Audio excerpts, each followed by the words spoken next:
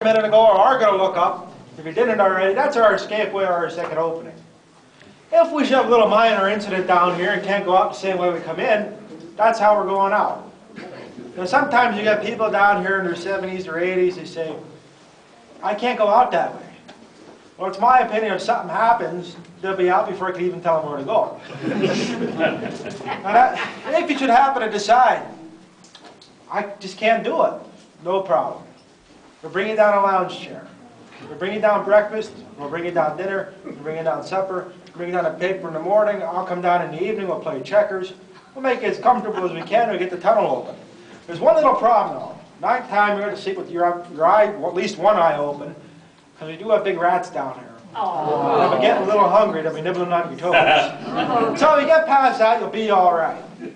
Now that first part goes up 100 feet at a 45-degree pitch. Then it goes up a wooden ladder straight up for another 30 feet. Then you're not out yet though. Second part, 100 feet again at a 56-degree pitch. Still not out yet.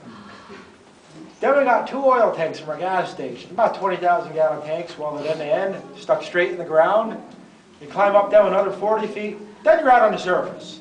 Now looking at this group here, I think we could all do it if we take our time. Now, a very common misconception is that the miners actually worked in tunnels like this. Well, they did when they first drove them. A lot of times they had rockmen, they called them, just for rock work. The rest of the time, the actual coal miners spent most of their careers on something just like our escapeway. Remember I said about the pitch around here, the veins are pitched pretty good to come out in the mountains and all that? Well, you'd start just by driving a chute right up off the gateway, follow that pitch the whole way up, 100 feet or whatever your chambers are. Nice part about working on the pitch like that, you don't even have to touch a shovel unless you're driving a heading, but that's something different.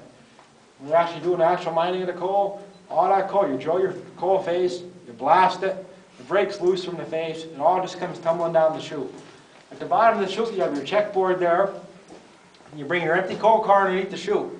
You pick up on that, all the coal flows by gravity right in the car is full, you stick it back in, and away it goes. Now, in these small independent mines that I talked about a couple minutes ago, some of them are still working yet. The one that I work in, as a matter of fact, is like this. There's no electric motors underground. Don't use mules either. You really can't use mules anymore underground. The SPCA won't like that too much. So how do those cars of coal get out? Anybody want to take a wild stab at it? Hand power. Hand power, that's it. You push them out. Now, granted, they're not 5-ton buggies, they're only 1 ton, but still a little bit of work, but you get good at it. This guy here can tell you, he pushed a few, I pushed a few. It's fun though, you get in a groove and away you go. And I guarantee you, that night when you go home, there's no need to go to the gym. Another thing you're going to notice, every so often, in the top here, you're going to see these drill marks. That's from when they originally drove this tunnel in 1855. 1855, remember though, you had no air tools, no hydraulic tools. How did they get there? Well, you use what's called the jumper steel. 5-foot long bar, 6-foot long bar, a star-shaped bit on the end of it. One guy would take it, hold that bit against the rock. His buddy would take the sledgehammer, hit the far end of the bit. You hit it once, turn it a quarter turn.